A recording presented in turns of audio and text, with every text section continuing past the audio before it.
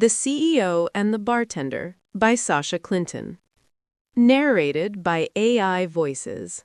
Chapter 1. Alex. Tokyo at night always feels like it's daring me to keep up. The streets glow like circuitry. Neon signs stack on top of each other. Kanji and katakana and English slogans shouting over one another. Reflected in glass towers that stretch so high they seem to disappear into the dark.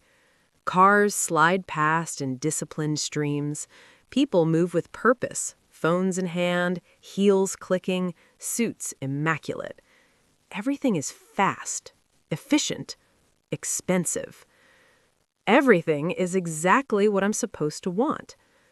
I exit the building where the meeting just ended and pause on the sidewalk, letting the doors slide shut behind me. The air is cool, sharp enough to cut through the tight coil of tension still lodged between my shoulders.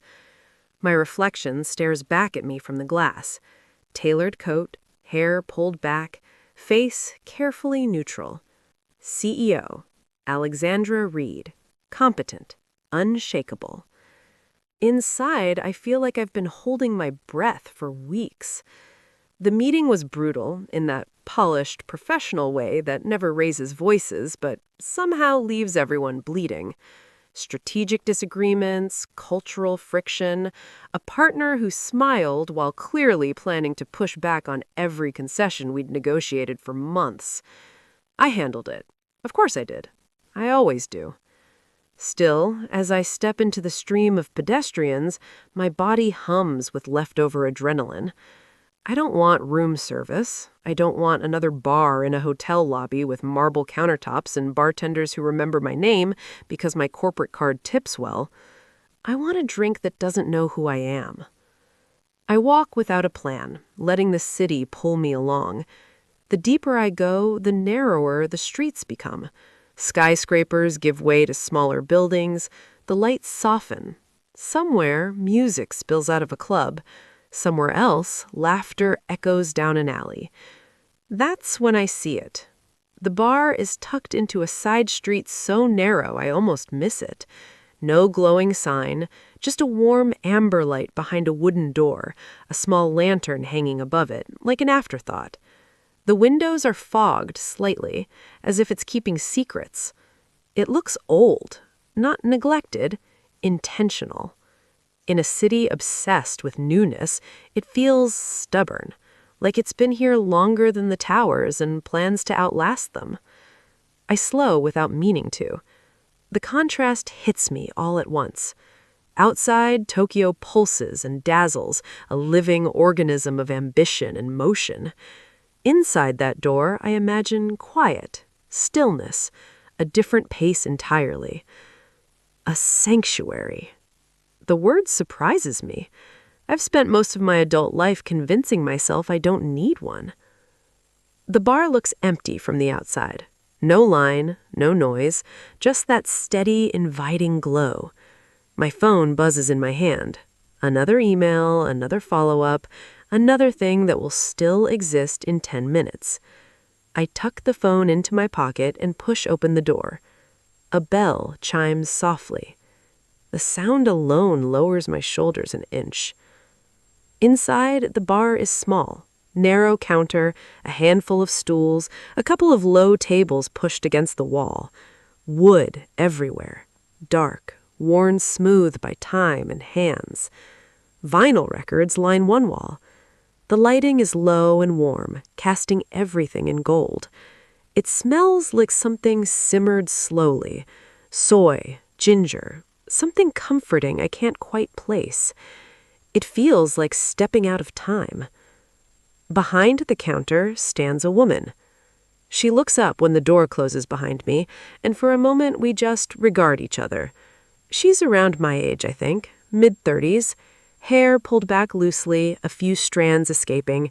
She wears a simple top and an apron tied at her waist, sleeves rolled up like she was in the middle of something before I arrived. There's no one else here. "Welcome," she says. Her voice is gentle, unhurried. I nod, suddenly aware of how loud I feel just standing there in my expensive coat and city energy. Are you open? I ask. She smiles slightly, like that question amuses her. I am. Good answer. I slide onto a stool at the bar, setting my phone down beside me out of habit. The wood beneath my hands is warm, lived in. What can I get you? She asks. Something strong, I say, then hesitate, and quiet. She huffs a soft laugh. I can do strong. Quiet is complimentary. I exhale without realizing I was holding my breath. As she turns to prepare the drink, my phone lights up. The name of one of my senior managers flashes across the screen. Of course, the city never really lets you disappear. I answer before it rings again. Yes, I say, already shifting into the familiar cadence. Tomorrow I want revised projections with conservative and aggressive scenarios. Focus on supply chain vulnerabilities. And loop legal in early. I don't want surprises. I pause, listening. No, we don't push tonight. We wait. Let them think we're reconsidering. Another pause. Yes, I'm sure. I glance up and catch the bartender watching me. Not nosy, just observant. Her expression is neutral but curious, like she's cataloging something. Send me the summary before 8. Good work today. I hang up and place the phone face down on the bar, suddenly very aware of how the conversation must have sounded in a place like this. Sharp, controlled, a different language entirely. She sets a glass in front of me. Business? She asks lately. Unfortunately, I say. She tilts her head. You sound like you are very good at it. Sounding like that is most of the job. Her lips curve at that, and something about the ease of her reaction settles me further. I take a sip. The drink is excellent. Smooth, strong without being aggressive. Thank you, I say. She nods. Take your time. The menu appears in front of me a moment later. Paper, simple. The text is mostly Japanese with smaller English translations beneath each item. I scan it and immediately realize I have no idea what any of this actually is. This looks amazing, I say, tapping the page, but I have no idea what I'm ordering. She leans closer, resting her hands on the bar. Anything in particular you're curious about? I hesitate, then gesture vaguely. All of it. She smiles, genuinely this time. I can explain. I glance up. Do you speak English? Her answer catches me off guard. I do, she says easily, fluently. There's no accent at first glance, or rather, there is an accent, but not the one I expect. American. Familiar. West Coast, maybe. I blink. Your English is excellent. She laughs softly. Thank you. I hope so. I spent enough time learning it. Where did you learn it? High school and college in the U.S. That does it. That tiny click in my chest. Oh, I say. Where? She names the university, the same one printed on my diploma. I stare at her for a second, certain I misheard. Sorry, I say. Did you say? She repeats it, still watching me with that calm, amused curiosity. I went there too, I say slowly. Her eyebrows lift. Really? Yes, I let out a small laugh. Graduated, well, a while ago. She considers. What year? I tell her. Her eyes widen, just a fraction. I was 2 years behind you. That feeling again. The quiet click. In a city of millions, in a bar that looks like it belongs to another decade entirely, this feels unlikely. Small world, I say. She smiles, something warmer settling into her expression. Smaller bar. I return the smile, the weight of the day easing just a little more. I lift my glass again, mostly to give my hands something to do. So, I say, glancing back down at the menu. Are you going to tell me what I just ordered, or am I participating in culinary roulette tonight? Emi laughs, the sound soft and unguarded, like it surprised her, too. You ordered takoyaki and also agedashi tofu. I blink. Those words sound friendly. They are, she promises. One is fried. One is also fried. Excellent, I say. I trust fried things more than most people. She nods solemnly. A wise philosophy. She reaches for the menu to take it back, and when she does, her fingers brush mine. It's brief, accidental, completely unnecessary for my heart to react like it does. Electric. That's the only word for it. I notice the way she freezes for half a second, too, like she felt it. Then she keeps moving, perfectly composed, like nothing happened, which feels like a challenge. So, you come to Tokyo often? She asks as she sets the menu aside. Too often, not enough, depends on the day. That sounds like someone who lives out of a suitcase. I prefer to think of it as aggressive minimalizing. She smiles as she turns toward the small kitchen area behind the bar. What do you do when you're not aggressively minimalizing? I swirl the drink in my glass, watching the ice catch the light. I run a company, I say. Or it runs me. Jury's out. She glances back over her shoulder. That's what you were doing on the phone earlier? Trying to prevent a slow-moving disaster, which is 90% of leadership. Her expression shifts slightly, thoughtful, curious. You sounded very confident, very sure. That's the job, I reply lightly, even when you're not. You make it sound exhausting. It is, I admit, but it's also what I've built my life around. At some point, you stop questioning it and just keep going. She sets a small plate down in front of me. Steam curls upward, carrying a smell that makes my stomach immediately regret every skipped meal this week. This one's on the house, she says. First visit. I look up at her. Is that a bar policy? That's an Emi policy. Something about the way she says her own name does strange things to my chest. Thank you, I say genuinely. I promise not to abuse this power. She raises an eyebrow. Everyone says that. I take a bite. It's perfect. Crisp, warm, comforting in a way that feels deliberate. This is dangerous, I tell her. She grins. I know. I watch her as she moves behind the bar, the way she wipes the counter absent-mindedly, the way she tucks a strand of hair behind her ear without thinking.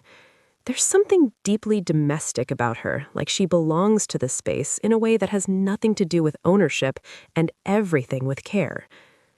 My penthouse flashes in my mind, floor-to-ceiling windows, marble counters, silence so complete it sometimes feels like accusation. This place feels lived in. This bar, I say, gesturing vaguely around us, it feels like it shouldn't exist. She laughs softly. In a good way? In a miraculous way, I say, like it survived a city that tried to outgrow it. Her smile turns a little fond. That's my favorite kind of place. And you run it alone? I ask. Most nights, she says. It's quiet. I like it that way. That lands somewhere deep. I think I do too, I say, surprising myself. She leans against the bar, closer now, not too close, close enough that I'm suddenly very aware of the space between us. You don't seem like someone who gets much quiet, she says. I laugh. You'd be correct. Another light brush of her hand as she passes me a napkin. This time it lingers just a fraction longer. I'm not imagining this. So, did you enjoy college? I ask, lowering my voice slightly. She tilts her head. That feels like a loaded question. It's an alumni privilege. We're allowed to interrogate each other. She thinks for a moment. I did. It was hard and freeing and confusing, and I learned a lot about what I didn't want. That might be the most accurate description of that place I've ever heard. She smiles. What about you? I learned how to work, how to push, how to win. And I learned how easy it is to forget everything else. Her gaze holds mine, steady and warm. I think, she says carefully, you're allowed to want more than one thing. Something in her tone suggests she's talking about herself, too. I take another sip of my drink, mostly to give myself time. You have a dangerous habit of saying things that sound simple and then ruin my evening. She laughs. Sorry. You're not. No, she agrees, amused. Time blurs. We talk about cities we've lived in, places we've left. She tells me about growing up between cultures, about learning to belong everywhere and nowhere at once. I tell her about climbing corporate ladders so fast I never stopped to look around. At some point, the street outside goes quiet. The neon seems dimmer. The city exhales. Emi glances at the clock behind the bar. It's almost 2. I blink. That's not possible. She smiles gently. Time does that here. I feel a surprising pang of disappointment. I should let you close, I say, even though every part of me wants to stay. She starts stacking glasses, moving unhurriedly. I stand, shrugging into my coat. Well, I say, thank you for the drink and the food and the unexpected existential crisis. Anytime, she says. I hesitate, then add, I come to Tokyo fairly often. She looks up at me. Then you should come back. Just that. Simple. Open. I'd like that, I say, and realize I mean it more than I should. She smiles, softer now. Me too. For a brief, reckless moment, I consider asking if she wants to come back to my hotel. The thought flares bright and tempting. I don't. Instead, I reach for the door. Good night, Emi. Good night, Alex. The way she says my name follows me out into the glowing Tokyo night, lingering long after the door closes behind me. And for the first time in a very long while, I walk back through the city feeling like I found something that might just be worth coming back for. Chapter 2. Emi. I wake up with Alex's gaze still on me. Not literally, obviously. My apartment is quiet, washed in pale morning light, the hum of the city muted this early. But the feeling is there anyway. The weight of it, the warmth, the way her eyes lingered like she was trying to memorize me instead of just looking. It's unsettling how vivid it is. I roll onto my back and stare at the ceiling, one arm flung over my eyes like that might block out thoughts. It doesn't help. My brain has already decided to replay every moment from last night in high definition. The way she smiled when she was surprised. The way she listened like every word mattered. The way her voice softened when she laughed, just a little, like she forgot to keep the edges sharp. I let out a slow breath. Something happened. I don't know what exactly, but it was there, in the air, in the pauses between sentences, in the way our hands brushed and neither of us pulled away fast enough to feel like an accident. And I am not imagining it. Alex Reed, CEO, impossibly polished, rich in a way that clings to people without them needing to say it out loud. She walked into my bar like she belonged to a different world, all sharp lines and quiet authority. The kind of woman who probably dates other women who look perfect in tailored blazers and have assistants and homes that smell like expensive candles instead of soy sauce and old wood. Not someone like me.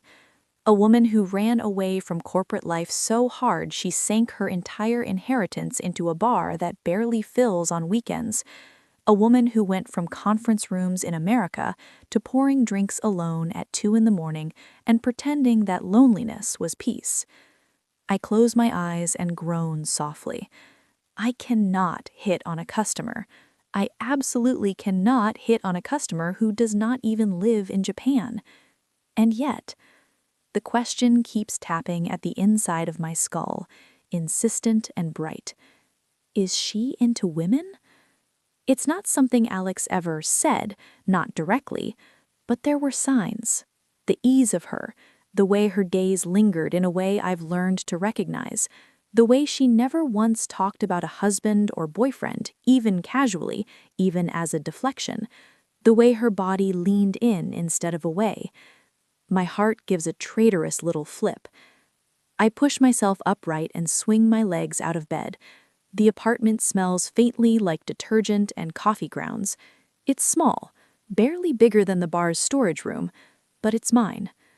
I shuffle into the kitchen and pour myself tea, letting the steam fog my glasses. The quiet feels heavier this morning. Usually I like mornings like this, slow, predictable. Today my thoughts won't sit still. My phone buzzes on the counter. I glance at the screen and sigh. Mom. I answer before it can ring again. Good morning, I say in Japanese, voice already careful. You're awake early today, my mother says. I can hear birds in the background, the soft countryside sounds she always forgets aren't universal. Did you work late again? Always, I say. The bar doesn't run itself. It should, she replies, only half joking. Anyway, I wanted to tell you, we sent you vegetables. I smiled despite myself. You always send vegetables. These are different vegetables, she insists. The carrots are very sweet, and daikon and spinach, enough for a week. For a family, I say. You should be eating properly, she counters, not just bar food and convenience store meals. I eat fine, I say, even though we both know that's a stretch. She hums, unconvinced. Then, inevitably, she shifts. So, she says, casual in the way only parents can be when they are not casual at all, have you met anyone lately? There it is. I bite my lip, hard enough to sting. No. You're not getting any younger, she says. All your cousins are married. Even Yuki's younger sister has a baby now. That's great for them, I say carefully. You don't want to be alone forever, she continues. It's not good for a woman. My chest tightens. I stare into my tea like it might offer an escape route. I want to tell her. Sometimes I imagine it.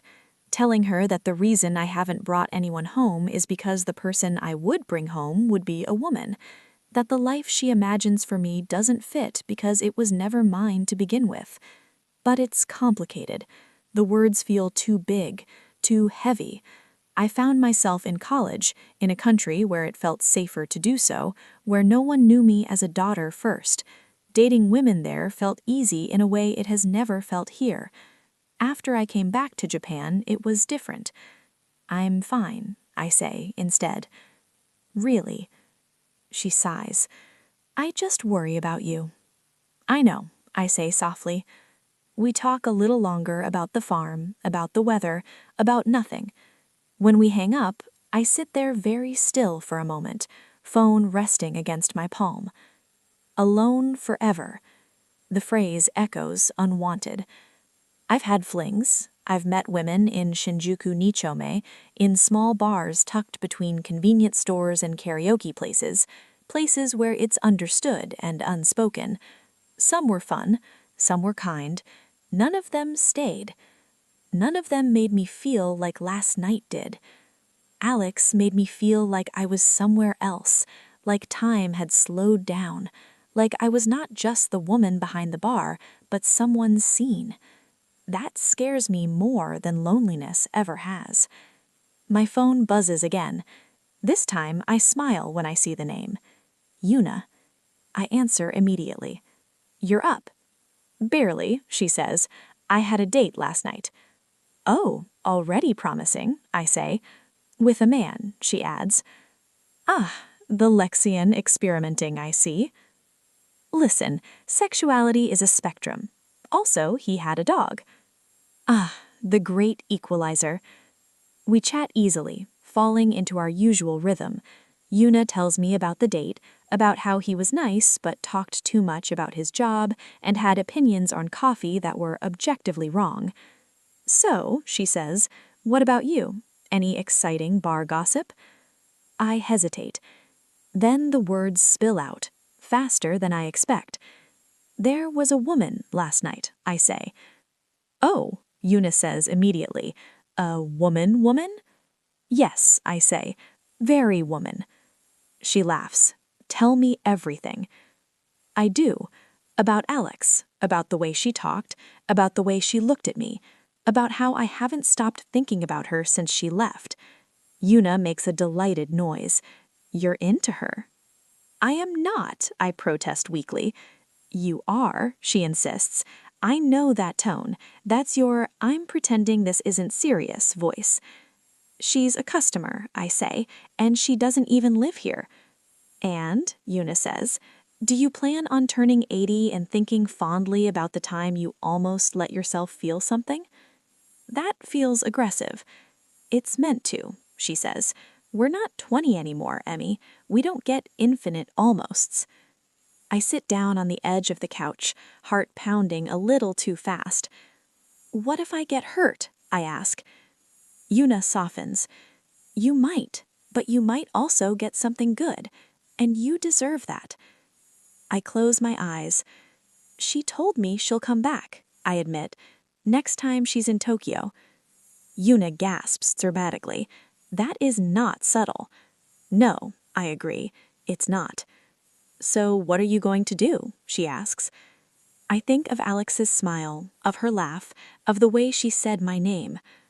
I don't know, I say, honestly.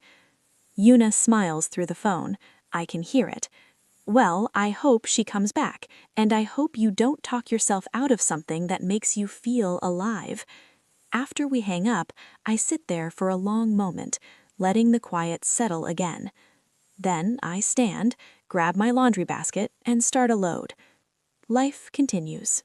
Dishes, towels, work. But as the washing machine hums to life, I find myself glancing at my phone just once, just in case. Because part of me, the part I try very hard to keep quiet, is already hoping that Alex will come back, that last night was not just a moment, that maybe, just maybe, I can meet someone who will change my life in all the good ways. Chapter 3. Alex. I am going to start vibrating if this meeting does not end soon. I sit perfectly still at the long table, hands folded, expression neutral, while my mind is absolutely not here. Slides blur together. Voices overlap. Someone says something about timelines and deliverables, and I nod like a well-trained executive who is definitely paying attention and not thinking about a narrow back-alley bar and a woman with warm eyes and flour-dusted hands. Alex? I blink. Yes? One of my senior managers, David, tilts his head slightly. You look distracted. That gets a few curious looks around the table. I'm fine, I say smoothly. Jet lag. David raises an eyebrow. You've been to Tokyo a dozen times this year. Yes, I say, and it still hates me. That earns a small laugh, and mercifully the meeting moves on. I contribute when needed, I ask sharp questions, I make decisions. I do all the things I'm known for. Still, the moment the meeting wraps, I'm the first one standing. David watches me gather my things. You're leaving awfully fast? I have an early night, I say. Sure you do. If I tell him the truth, he will absolutely want to come with me, and I am not explaining Emi to anyone yet, least of all a coworker who thinks every interesting bar is improved by turning it into a networking opportunity. I escape before he can say anything else. As soon as I'm alone in the elevator, I exhale and unbutton the top 2 buttons of my shirt. The air feels easier against my skin. I hadn't realized how tightly wound I was until now. Back at the hotel, the room greets me with its usual sterile perfection, neutral colors, crisp lines, no evidence that a real person actually lives here. I walk straight to the closet. I don't hesitate. The dress is hanging at the back, still in its garment bag like it's been waiting. It's deep green, soft fabric that skims instead of clings, with a neckline that's modest until you move, and then suddenly very much not. It falls just above my knees, elegant without trying too hard. I slip it on. The mirror catches me by surprise. I look like a woman. Not a CEO, not a brand, not someone who commands rooms for a living. Just a woman who knows her body and is not apologizing for it tonight. I smooth my hands down the fabric and laugh softly at myself. I am going to a neighborhood bar, a quiet, almost empty bar where no one would blink if I showed up in jeans and a hoodie. And yet here I am, choosing earrings, fixing my hair, applying lipstick like this is a first date. Because I want Emi to see me. Not the exhausted version of me, not the version that talks in bullet points and contingency plans. I want her to see someone she might want. The realization settles deep and undeniable. I take a cab across the city, watching Tokyo blur past the window. Neon gives way to softer lights, big roads narrow, the pace slows. When I step out, the bar is exactly as I remembered it. Warm light, quiet street, that same feeling of stepping into another time. I push open the door. The bell chimes. Emi looks up. Her face lights up instantly, like she didn't even think about it, like it's reflex. "Oh," she says, smiling wide, "you came back." Something in my chest loosens. "I did." "There's no one else yet," she adds, glancing around. "Lucky timing." "Story of my life," I say, sliding onto my usual stool. She takes a step closer, eyes flicking over me, not in a way that feels clinical or polite, in a way that makes my skin warm. "You look very nice," she says. I feel my cheeks heat. "Thank you." "So," she asks, reaching for a glass, "what will it be tonight?" "The same drink," I say. "You spoiled me." She hums happily as she gets to work, movements easy and practiced. As she pours, she glances at me again. "You're alone today, too," she says casually. "I thought maybe you'd bring your boyfriend." I nearly choke on nothing. "I don't have a boyfriend," I say quickly. Her mouth curves. Men are all blind these days. I clear my throat, suddenly very aware of my pulse. "For the record, I'm not the type who dates men." She pauses, just for a heartbeat.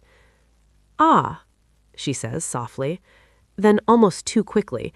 "Sorry for assuming. Everyone's welcome here." "I know," I say gently. "I wasn't offended." She hands me the drink, then picks up the menu and slides it toward me. "Are you hungry?" I'm starving. Then, without thinking, "What about you? Do you have a boyfriend? If you do, you should make him help out." She freezes. Then she laughs, a little flustered, cheeks pink. "No, and I'm not particularly into men either." The way she says it tells me everything. Relief and excitement collide in my chest. "Good," I say lightly. "Then you're spared unpaid labor." She smiles, still blushing. "What do you want to eat?" "Something filling." "I trust you." She nods and turns toward the kitchen immediately. "I'll make you oyakodon." I watched, utterly absorbed. The way her hair sways when she moves, the way she hums under her breath, some tune I don't recognize, the apron tied snugly around her waist, emphasizing how slender she is, the fabric skimming her hips when she turns. She cracks eggs with practiced ease. The scent of soy and dashi fills the bar. I realized with startling clarity that I am very attracted to her. And for once, that feels less like a complication and more like a promise. I rest my elbows on the bar and watch Emi move. There's something quietly mesmerizing about it. The way she doesn't rush, even though everything she does is efficient. The way she hums under her breath, almost inaudible, like she forgets anyone else is there. She pulls a small crate from under the counter and sets it on the prep table. "These came in this morning," she says, lifting a carrot and holding it up. "From my mother." I smile. She has excellent timing. "She always does," Emi says, rolling her eyes fondly. "She believes vegetables solve everything. Stress, loneliness, existential dread."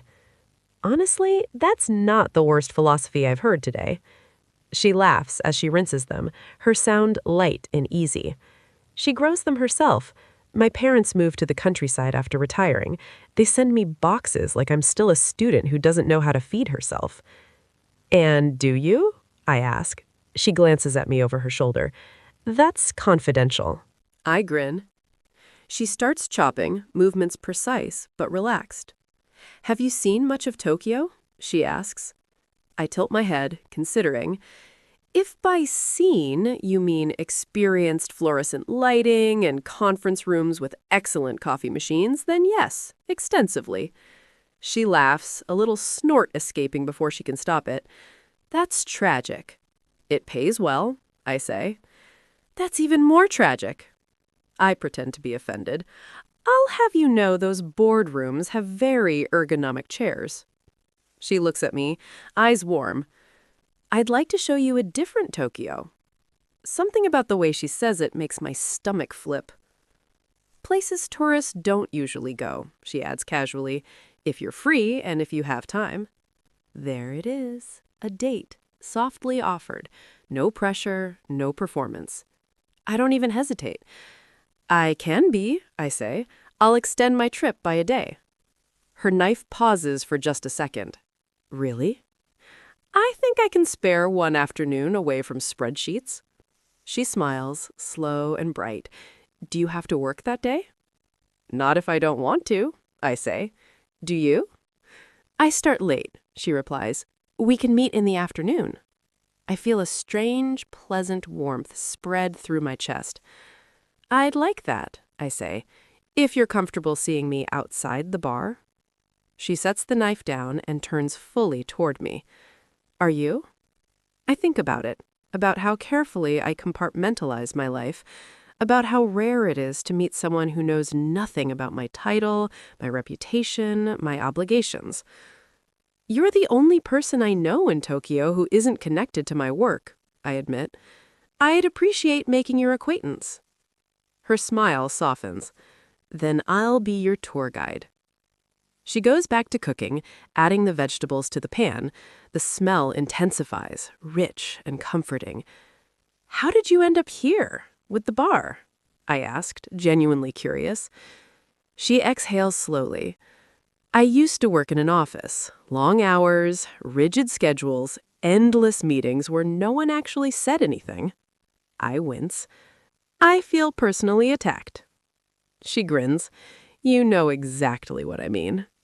I do. She continues. "I burned out, hard. I was tired all the time, angry for no reason. I'd come home and just sit there, staring at the wall.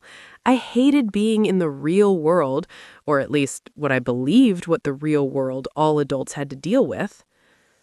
"I'm sorry to hear that," I say quietly. "I haven't experienced that personally. I seem to be born for corporate life.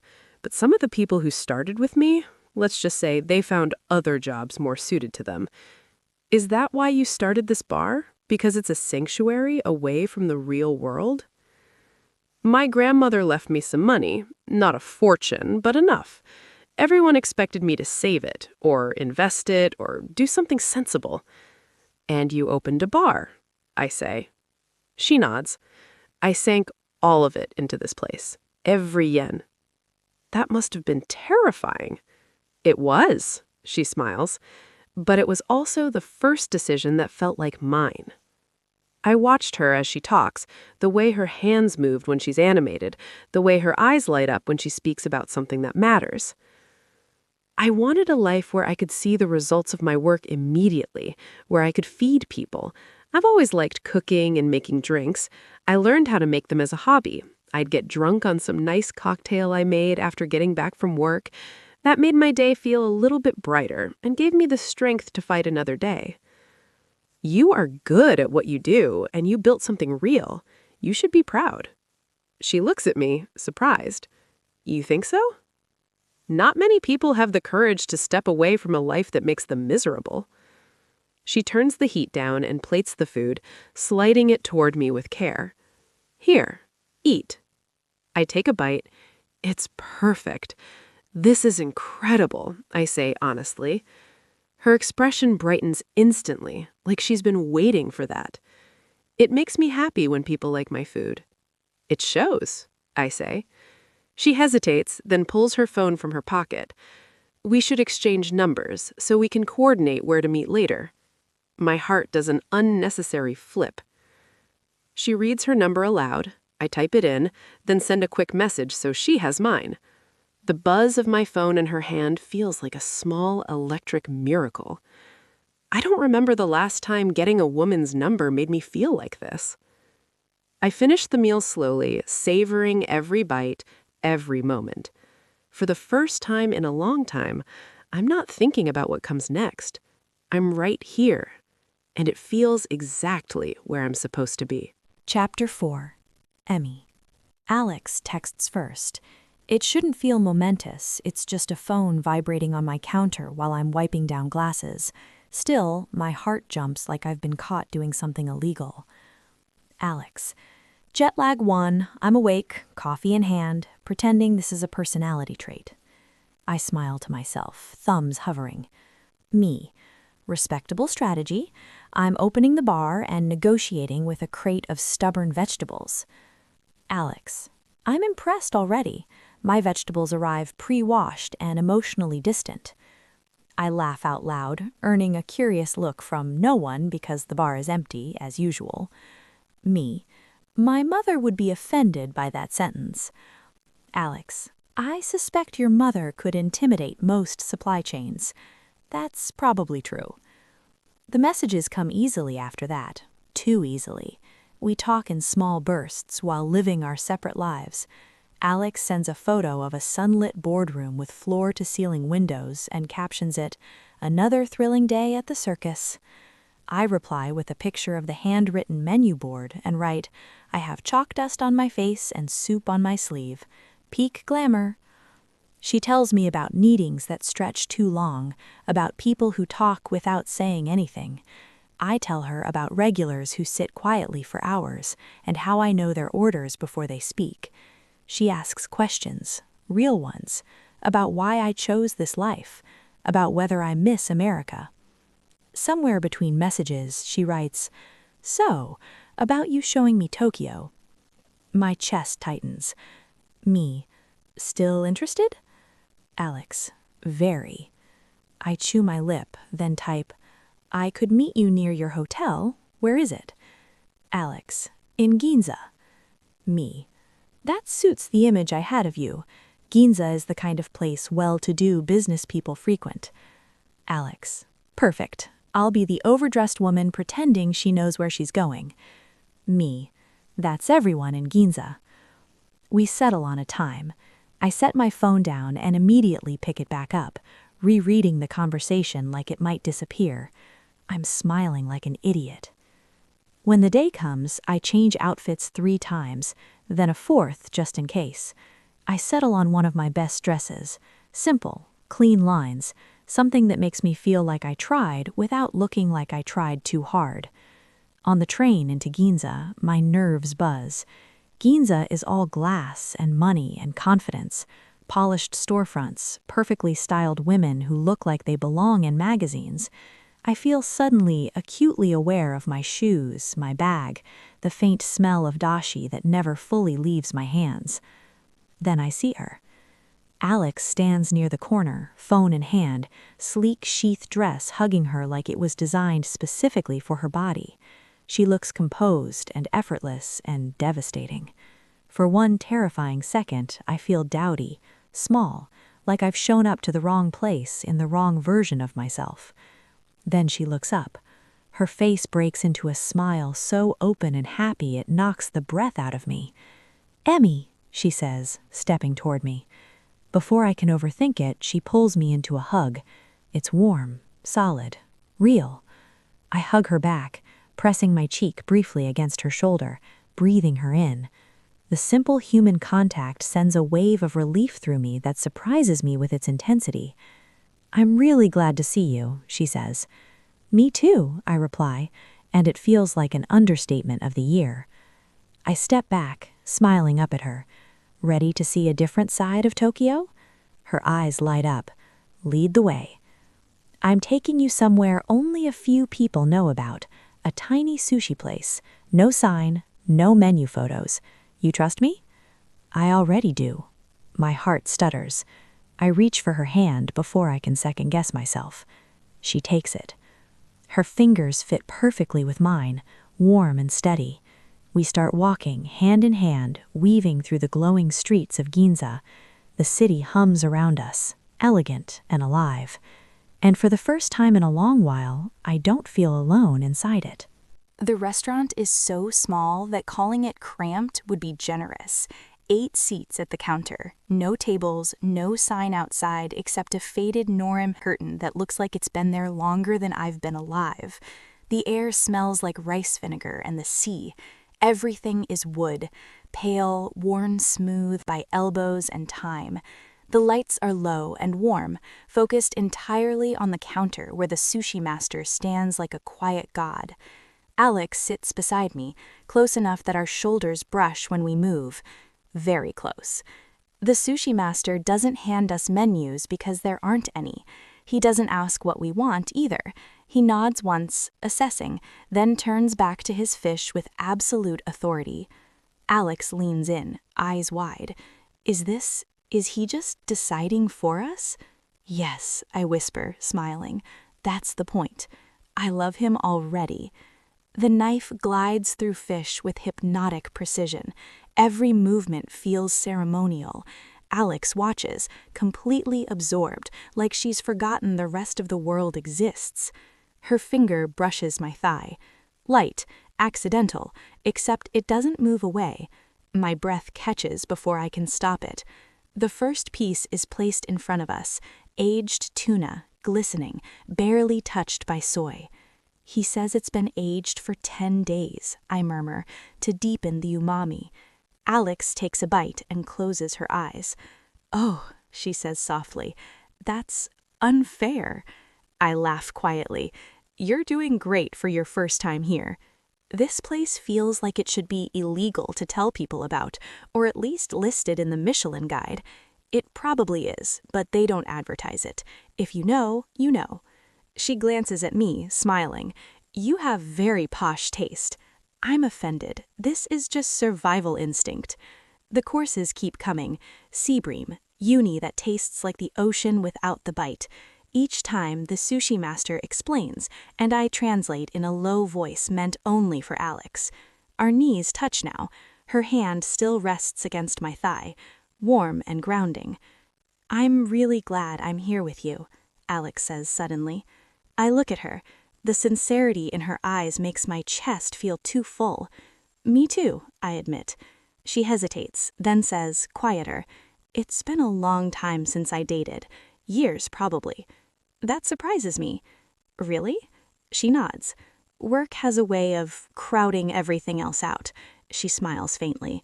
"This is the best date I've been on." Heat rushes to my face. "I'm just showing you around." Her hand presses a little more firmly against my thigh, not pushing, asking. "Did I misunderstand?" she asks gently. "No, I just didn't want to assume. You said you were interested in women, not that you were interested in me." She turns fully towards me, eyes soft and certain. "I'm very interested in you." The words settle between us, steady and real. I beam, unable to help it. Good, because we have a whole day of sightseeing planned. She laughs, relief and excitement mingling in the sound. Then I'm in excellent hands. I take another bite, The food almost secondary to the feeling buzzing through me, elation, gratitude, the quiet joy of realizing that this incredible woman sitting beside me wants to be here, wants to be with me. For once, I let myself believe it might last longer than a night. Chapter 5. Alex. The shrine feels like a pause in the middle of the city.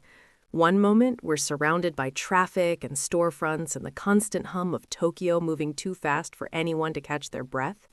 The next, we pass through a tall torii gate, and everything softens. The air changes. The noise dims, like someone turned the volume knob down without asking. Gravel crunches under our shoes as we walk the path, lined with tall trees. Sunlight filters through the leaves, dappling Emi's hair and shoulders. Paper lanterns hang quietly, unmoving. Somewhere, water trickles gently, steady and patient. "This is beautiful," I say, automatically lowering my voice. Emi smiles. "I come here when I need to remember to slow down." I glance at her. "Does it work?" She shrugs. "Sometimes. Other times I buy a charm and hope the universe does the rest." I laugh softly. We stop at the offering box. Emi shows me what to do. A small donation, a bow, clap twice, another bow. I do it carefully, trying not to look like I'm following instructions from a very polite pamphlet. "What did you wish for?" Emi asks as we step aside. I tilt my head. "You don't tell wishes. That defeats the purpose." She grins. "I make an exception for first-timers." "Fine," I say. "I wished not to embarrass myself in front of you today." "That's ambitious." "And you?"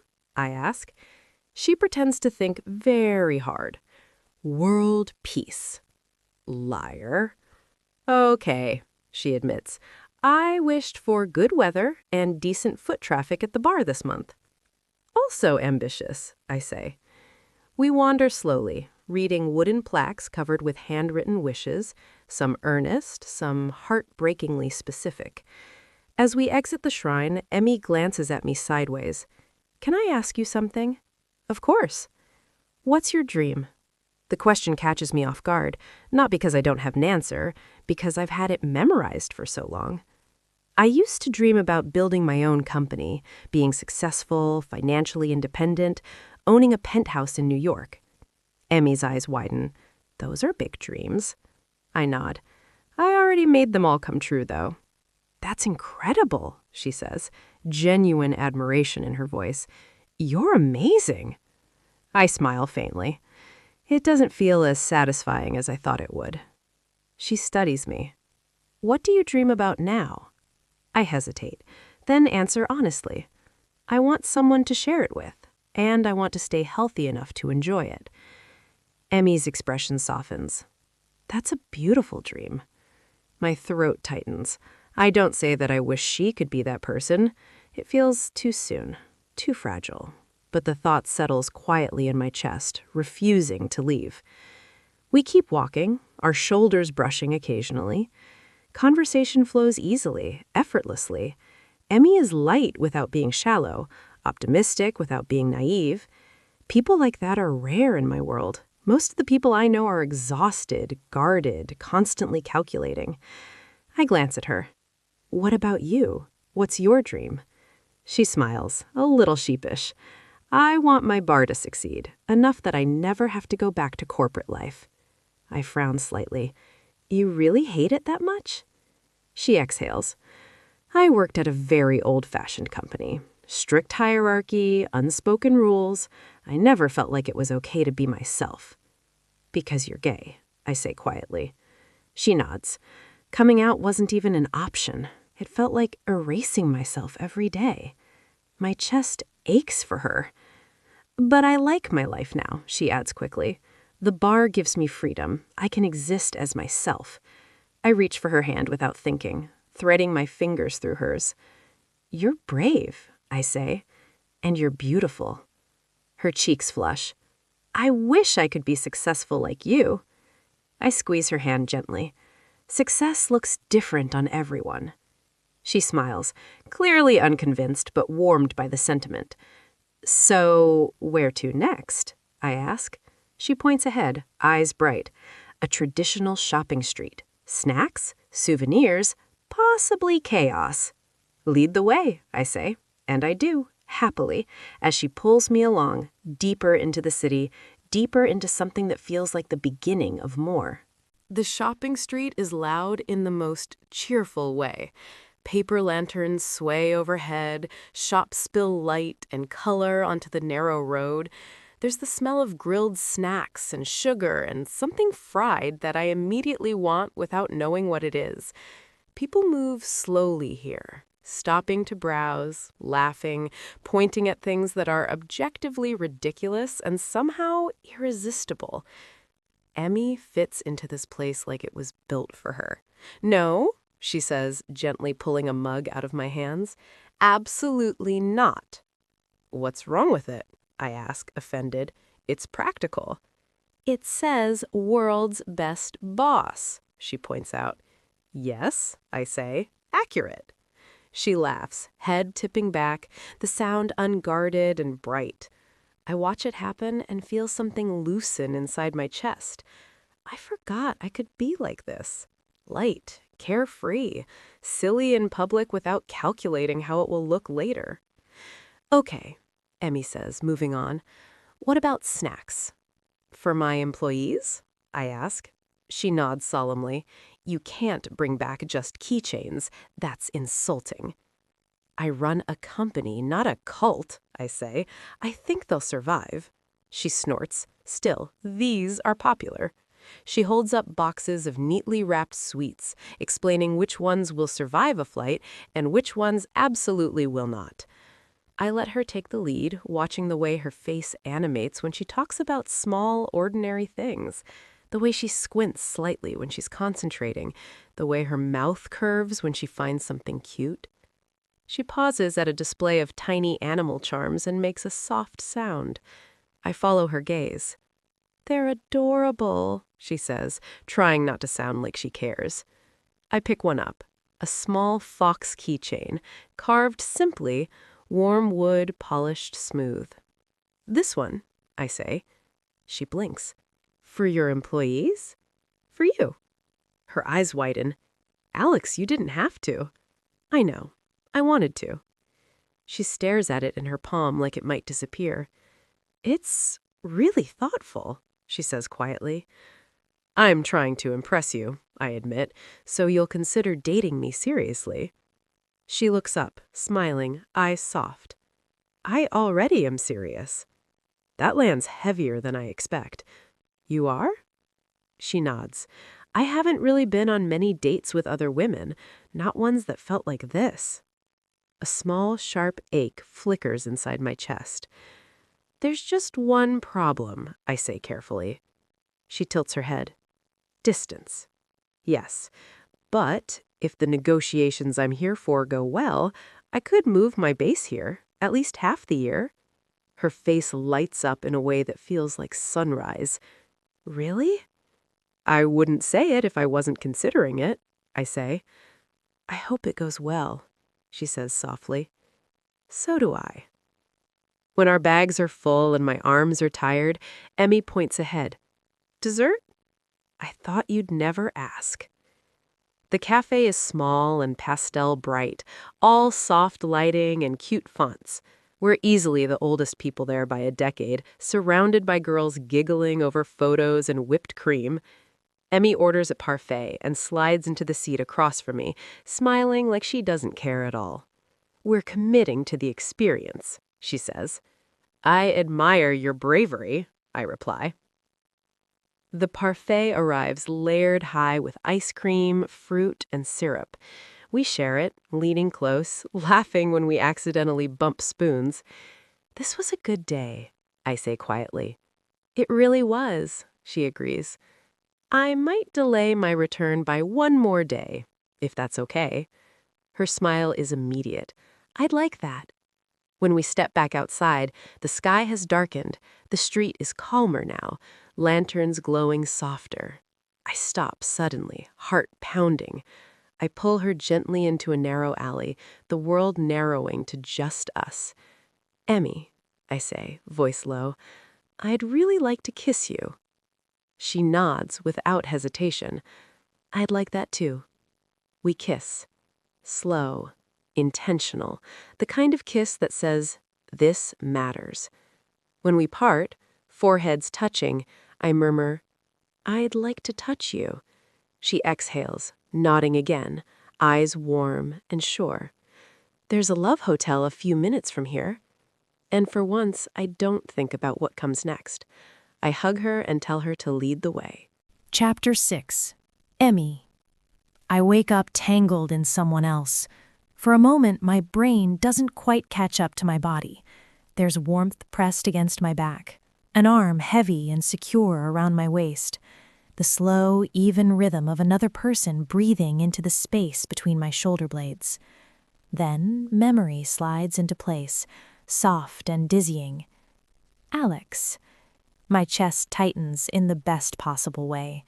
We ended up at a love hotel last night because neither of us trusted ourselves to go straight home. Neon lights, giggling nerves, fumbling hands, a room that smelled faintly of artificial roses and soap. And then later, much later, we came back here, to my tiny apartment. We curled up together like it was the most natural thing in the world, and fell asleep spooned so close I could feel her heartbeat against my spine. I've never brought a woman here before. The realization hums through me, not with fear, but with wonder. With Alex, I feel safe, completely, irrationally safe. She's too rich, too accomplished, too grounded in herself to want anything from me except me. I shift slightly, careful not to wake her. Too late. Her arm tightens instinctively, pulling me closer. Her face nuzzles into my hair, and her voice is rough with sleep when she murmurs, "Good morning." Then she kisses me, slow, warm, unhurried. I feel like I might float out of my own skin. "Good morning," I whisper back. Alex blinks awake behind me, her reflection hazy in the small mirror across the room. She smiles, lazy and content, like this is exactly where she wants to be. She hugs me closer, fingers sliding up to stroke my hair gently. "Did you sleep well?" I hum, "Very well," after the strenuous workout we did last night. She laughs, low and rich, the sound vibrating through her chest into my back. Was I too rough? I turn my head just enough to look at her over my shoulder. I enjoy rough. Her eyebrows lift, delighted. Noted. We lie there for a few more minutes, trading soft kisses and nothing words, until the light coming through the curtains reminds me that morning is happening whether I'm ready or not. "I'll make you breakfast," I say finally, disentangling myself. She groans quietly. "Oh, you're spoiling me." I make a very traditional Japanese breakfast. I add, "No refunds." I accept all terms and conditions. My bathroom is barely large enough for one person to stand comfortably, but somehow we manage to brush our teeth side by side. I hand her a spare toothbrush, still in its packaging. She looks around, amused. I giggle. "You must be missing your swanky hotel room already." She snorts. "Absolutely not." "Liar." She shakes her head, smiling around toothpaste foam. "I like being cramped here with you more." Something soft and dangerous blooms in my chest. I pass her my face wash. "Here, this is really good." She raises an eyebrow. "You're trusting me with your skincare?" "This is serious," I say solemnly. She cleanses her face while I watch her, leaning against the sink, memorizing this version of her. Barefaced, relaxed, standing in my bathroom like she belongs here. I wish, suddenly and fiercely, that I could wake up like this every day, that these small, mundane moments could be ours, shared toothbrushes, quiet mornings, coffee brewing while one of us pretends to be not a morning person. Alex rinses and looks at me, eyes soft. "What?" I say quickly, smiling. "Just, I'm really happy." She reaches out, thumb brushing my cheek. "Me too. I'm glad I get to spend another day with you.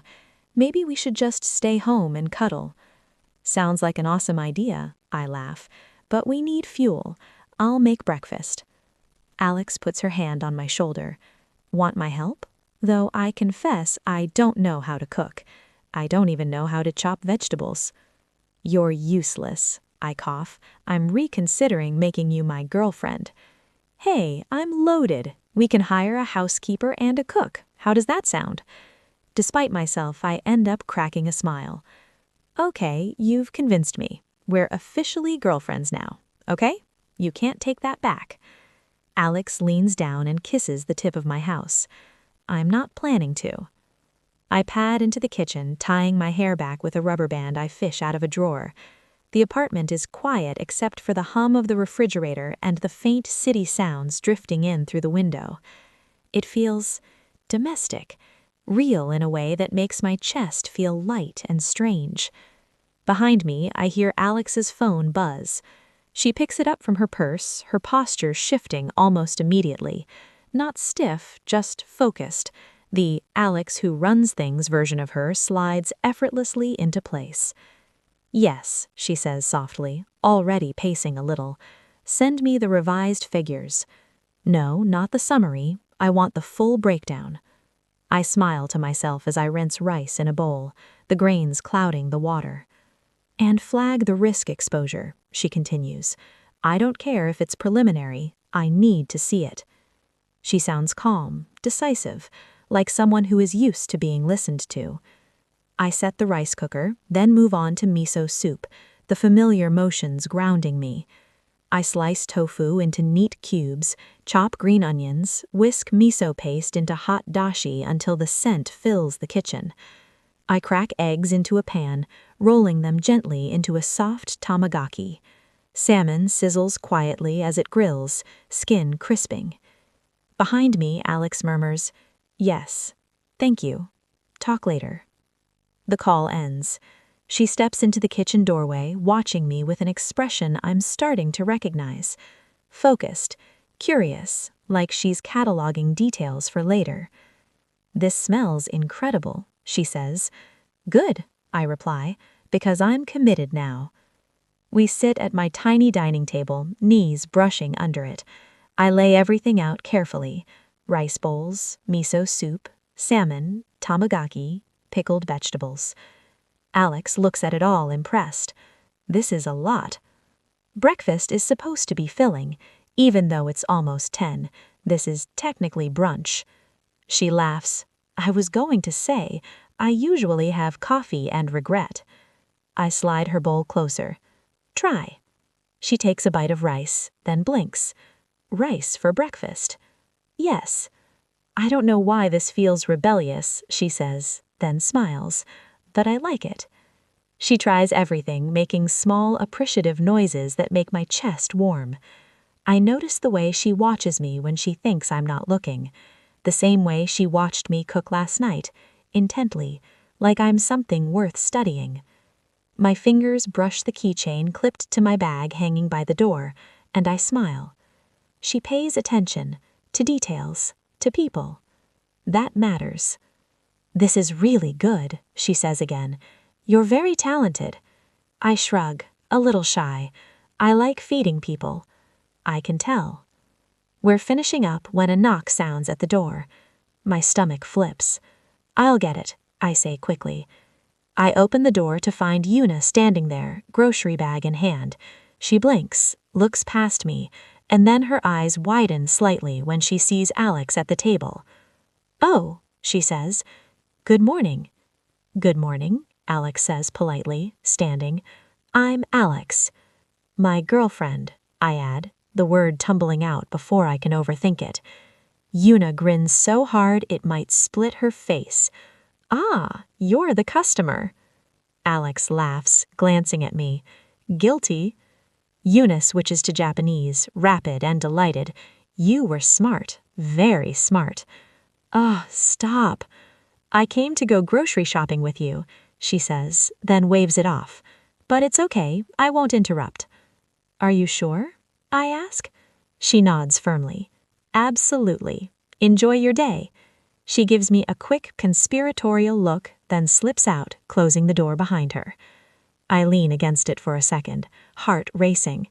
When I turn back, Alex is smiling at me, soft and amused. "Your friend seems lovely," she says. "She is," I reply, "and apparently very invested in my love life." "As she should be," Alex says lightly. I laugh, stepping back towards her, feeling impossibly full. Not just from the food, from this, from her. Chapter 7. Alex. I forgot what being in love feels like, but Emi reminds me. To be honest, I don't think I was ever in love before. She makes my previous crushes look like infatuations because what we have together is far more real, far more grounded. She doesn't demand more from me, nor does she supply constant excitement.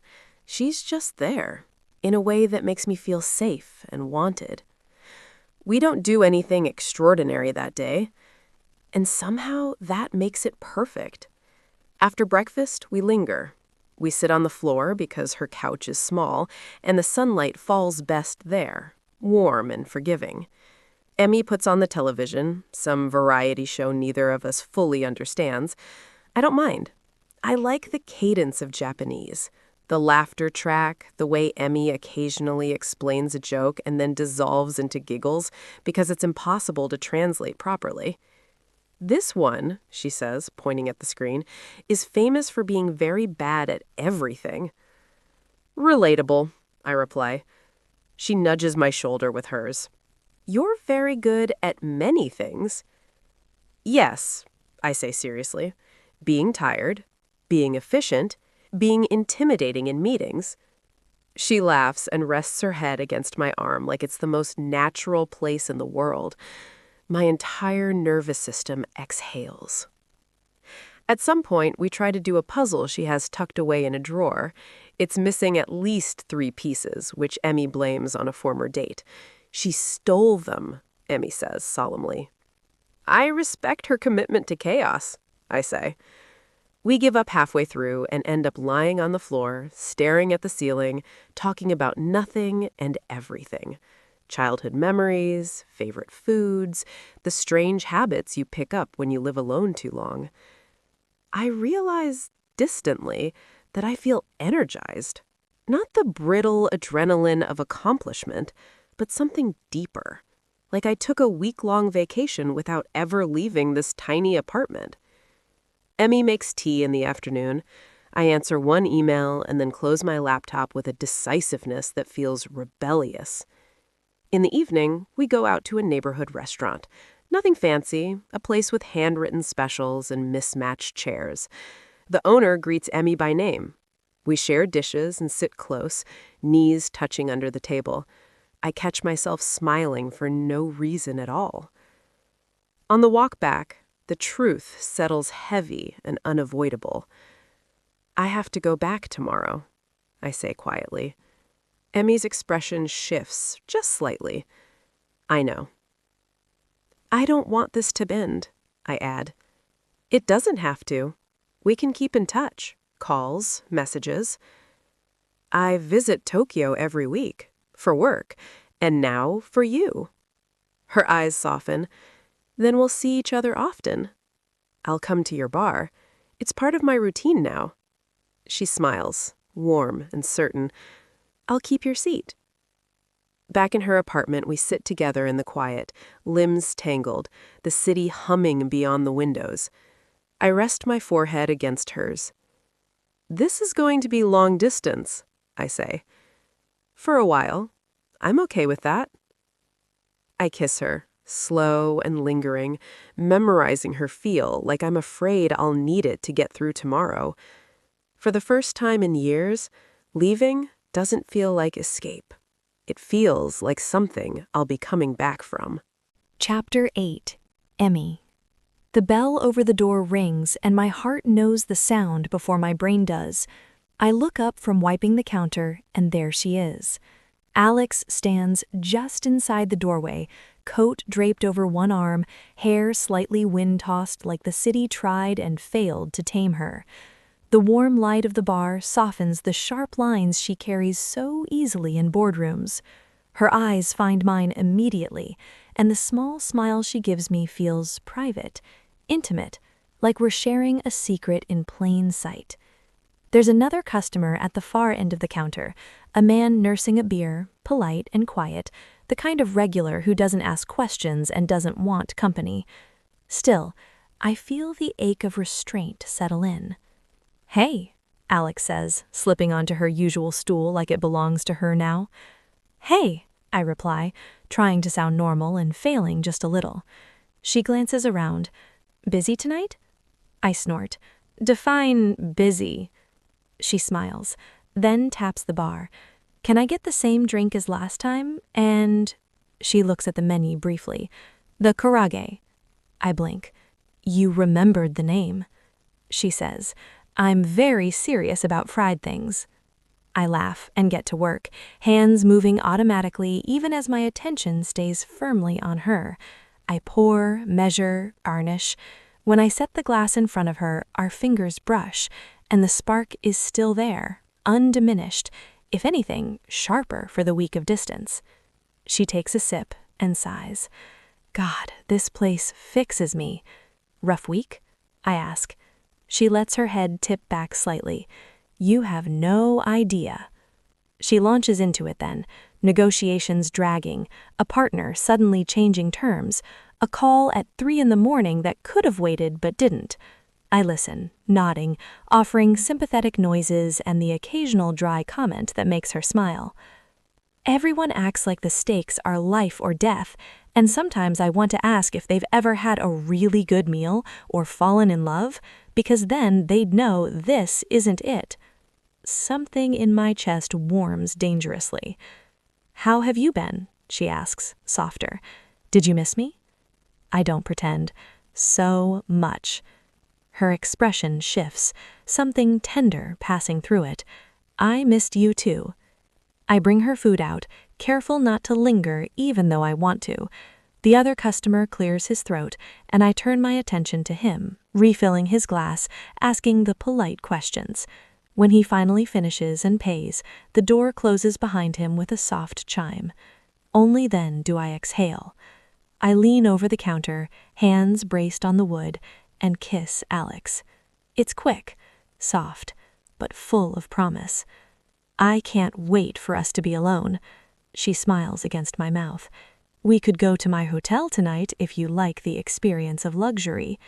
I pull back just enough to tease her. "Or we could go to my apartment, if you'd like that." She laughs. "I would. I like the homely vibe. I'm sick of 5-star hotels and luxury."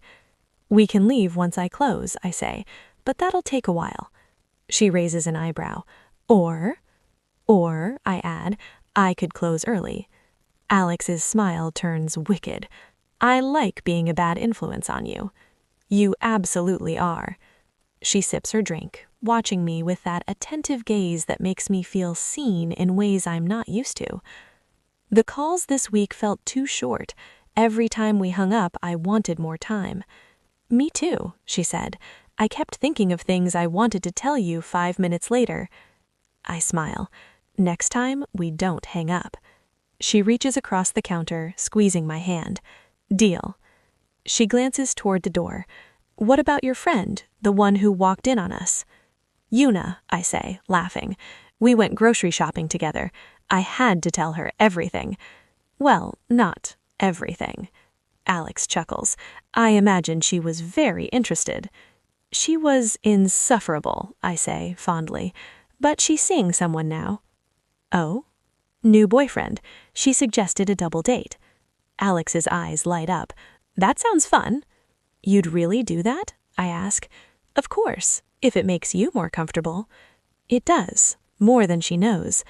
"How long are you staying?" I ask. "The weekend," she replies. My heart lifts. 2 days. "At least," she adds. I smile, already planning, already bracing myself against the way time always seems determined to pull me away from her. But for tonight, she's here, and that feels like enough. Chapter 9. Alex. 3 months in, domesticity sneaks up on me like it belongs here. It doesn't arrive with grand gestures or dramatic declarations. It comes quietly, in the way I know where Emi keeps the extra towels now, in the way she reaches for my coffee order without asking, in the way my suitcase stays half unpacked in her apartment because there's no point pretending I'm not coming back again next week. Tonight, we're going on the double date. The fact that I'm nervous about it feels absurd. I've negotiated mergers worth billions. I faced rooms full of men who underestimated me and walked out with exactly what I wanted. And yet, standing in front of Emi's small mirror while she adjusts her hair, my heart beats faster than it has before a boardroom showdown. "You look fine," Emi says, catching my eye in the mirror. "Your friend is going to interrogate me," I reply. "She absolutely is," Emi says cheerfully, "but she already likes you." "That makes it worse." Emi laughs and reaches for my hand, squeezing it. "You'll survive." Yuna chose the restaurant, a casual izakaya not far from the bar, warm and noisy, the kind of place where conversations overlap and no one listens too closely to anyone else's table. When we arrive, she's already there with her boyfriend. Yuna stands the moment she sees us. "Alex," she says, grinning, "you're real." "I'm still surprised by that myself," I say. Her boyfriend rises more slowly, polite and reserved. He says, "I'm Kenji," offering a hand. "Alex," I reply, shaking it. "Nice to meet you too." We sit. Drinks are ordered, plates of food start arriving almost immediately, steam and scent filling the air. Yuna watches us with open curiosity, eyes flicking between Emi and me like she's cataloging something important. "So," Yuna says after a few minutes, 3 months. Emi groans softly. "Yuna." "What?" Yuna says innocently. "That's a milestone." Kenji smiles awkwardly. She's been very excited about this. "I just want to understand," Yuna continues. "Alex, you live very far away." "Yes, I do." "And you," she turns to Emi, "own a bar you refuse to abandon." "Correct." Yuna leans back, folding her arms. "So what's the plan?" The table quiets just a little. I glance at Emi. She's calm on the surface, but I know her well enough now to see the tension beneath it, the way her fingers curl slightly against her glass. "We're figuring it out," Emi says carefully. Yuna raises an eyebrow. "Long distance forever?" Kenji clears his throat. "You don't have to answer that." "It's fine," I say gently. "It's a fair question." Yuna looks at me, waiting. "I love Emi." The word feels steady in my mouth. Right. Unavoidable. Her eyes widen just a fraction. Emi inhales sharply beside me. "I visit Tokyo constantly, and that won't change, but I know that eventually something has to give." Yuna nods slowly. "And Emi can't leave her bar. I wouldn't ask her to." Emi looks at me then, really looks at me. Something soft and startled passes over her face. Kenji smiles faintly. "That makes sense." Yuna tilts her head. "So you move?" I don't answer immediately, because that's the question that's been haunting me. I could, at least part-time. My company already has a strong presence here. It wouldn't be impossible. Emi's breath catches. "Alex!" I turn to her. I haven't decided anything, but I know what I'm willing to sacrifice. The word hangs between us. Yuna watches, unusually quiet now. "You'd really do that?" "Yes," I say, without hesitation. Because I already know the truth. No penthouse, no title, no perfectly curated life has ever made me feel the way Emi does when she laughs at something small, or when she falls asleep on my shoulder, or when she looks at me like I'm not a role she needs to decode, but a person she wants to know. Emi reaches for my hand under the table. "You didn't have to say all that," she murmurs. "I wanted to." I reply. She stops walking and turns to face me. You really love me. I do. Her eyes shine. She presses her forehead against mine, breathing me in. I love you too, she says, and I know with a clarity that scares and steadies me all at once that whatever future we build will be worth every compromise it asks of me. Because this isn't a fantasy. This is real. I don't even realize I'm kissing her until I am. It happens the moment the words I love you settle between us, heavy and real. I cup Emi's face, my thumbs brushing the warmth of her cheeks, and kiss her like the world has narrowed down to this single point. She melts into it immediately, hands gripping my coat, breath shaky and unguarded. The street around us blurs, neon hums. Someone laughs in the distance. None of it matters. When we finally pull apart, Emi's eyes are glassy, her lips pink and swollen, her expression dazed in the most beautiful way. I don't give her time to recover. Come with me, I say, already taking her hand. She laughs softly, still breathless. Where are we going? You'll see. I lead her down the street with purpose, my heart pounding harder with every step. We pass restaurants, boutiques, glowing storefronts. Then I stop in front of a jewelry store, its windows filled with warm light and gold. Emi freezes. Alex, she says slowly, why are we stopping here? I turn to her. Because I want to buy something. Her eyes flick to the display, then back to me. You don't have to. I know. I want to. Inside, the store is quiet and elegant.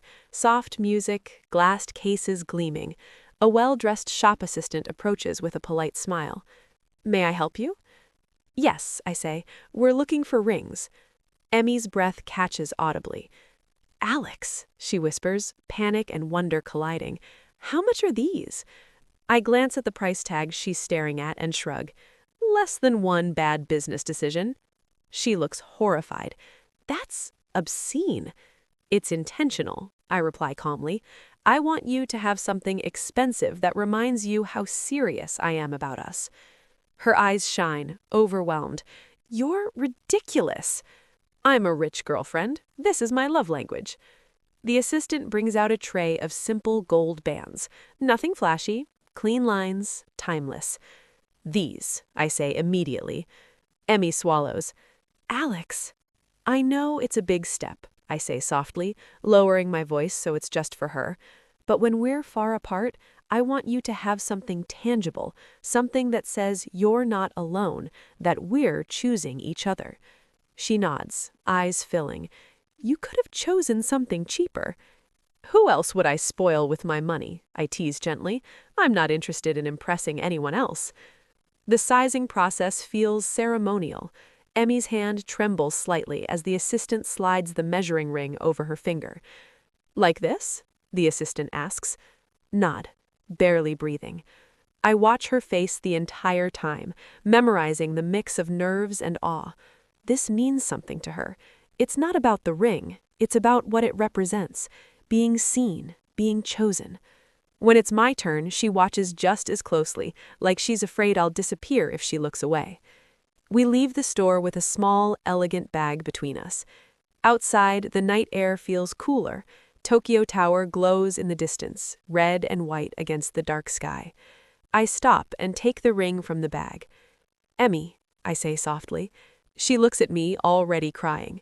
I slide the gold band onto her finger, my hands steady despite the emotion roaring in my chest.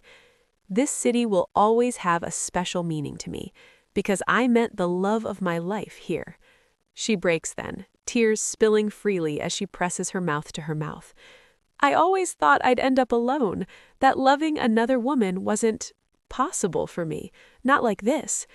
I pull her into my arms, holding her close as she cries against my shoulder. You changed my life. You made me believe I'm worthy of a happy ending, too. You always were, I whisper. She pulls back, wiping her cheeks. I'm going to tell my parents. I don't want you to be a secret. It might take time before they're ready to meet you, but I don't want to keep avoiding hard conversations anymore. Pride swells in my chest. I'm proud of you. She laughs weakly. I learn so much from you every day. Maybe someday I'll even be a good businesswoman like you. Maybe I'll make a profit on the bar." I grin. I can help with that. She smiles through tears, relief and joy tangled together. I kiss her again, slow and reverent, our hands linked between us. The gold bands touch, catching the light, warm and real.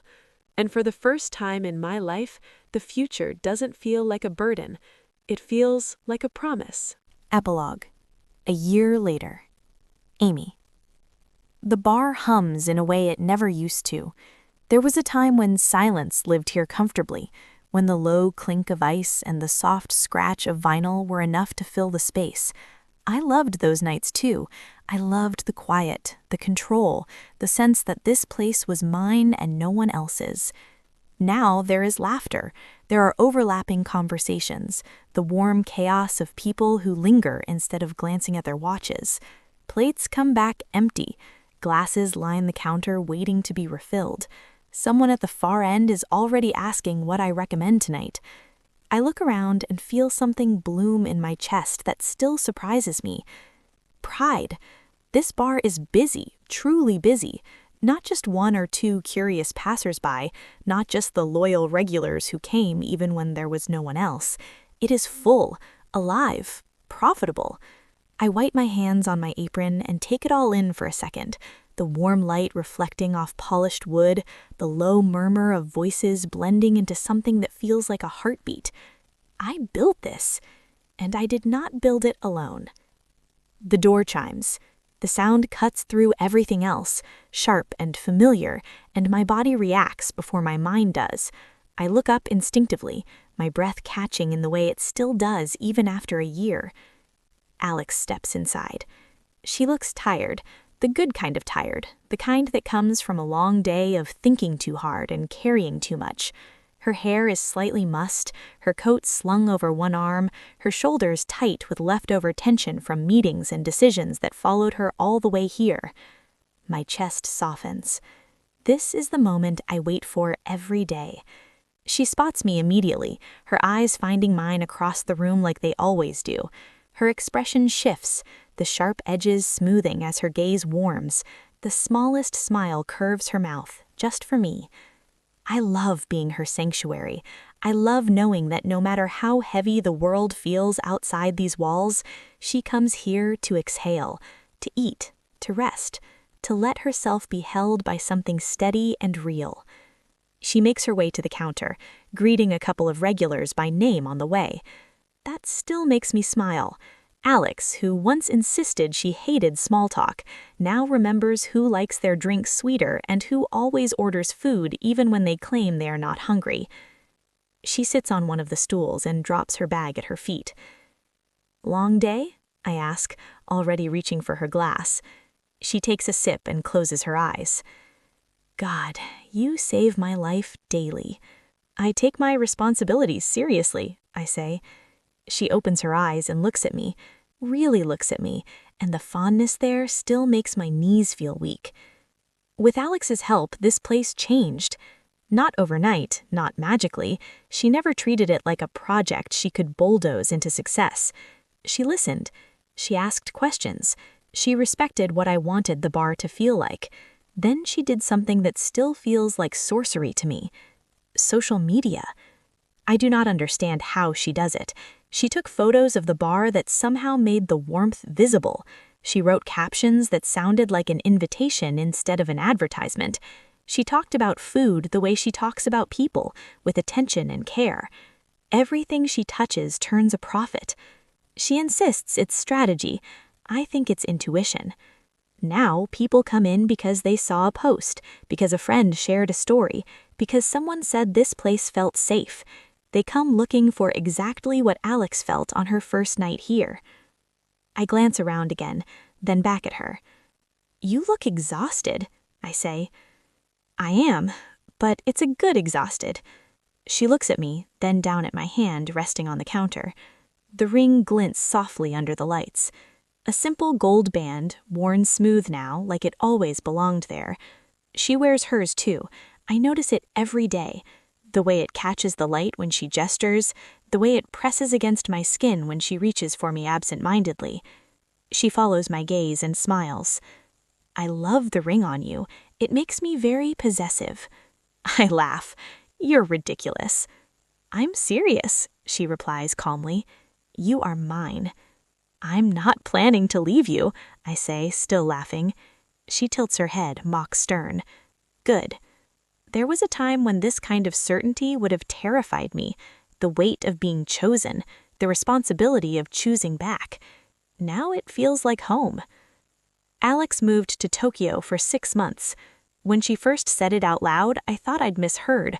When she packed her things and actually arrived, suitcase in hand, I cried in the middle of the street like a fool. Now she lives with me. My apartment is still small, still cramped, still imperfect.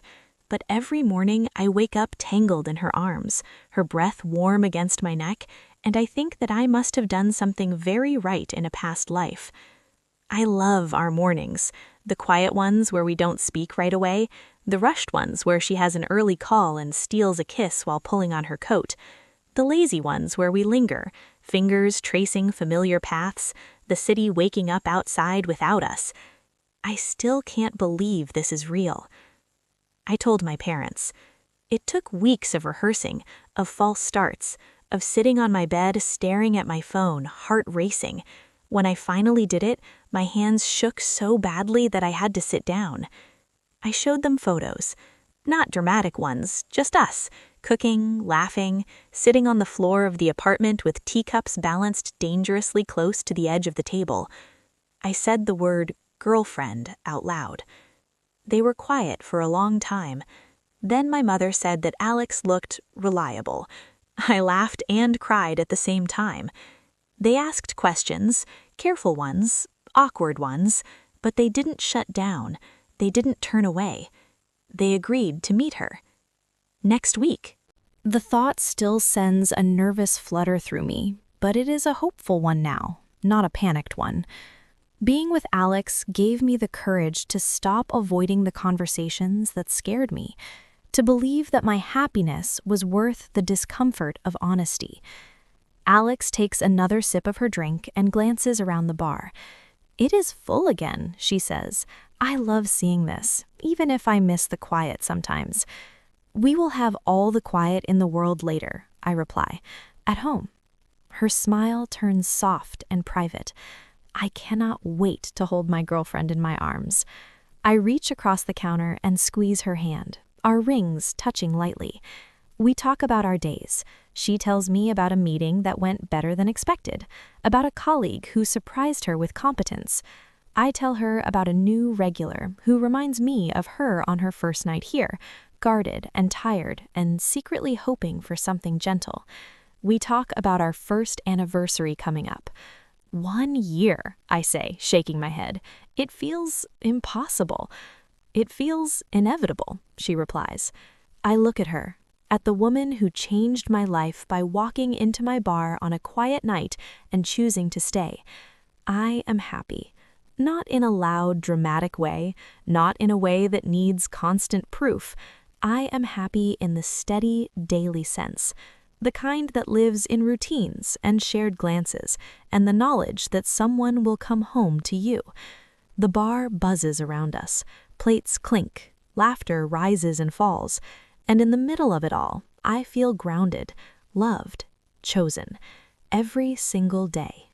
Thank you for listening to this story. Hope you enjoyed it.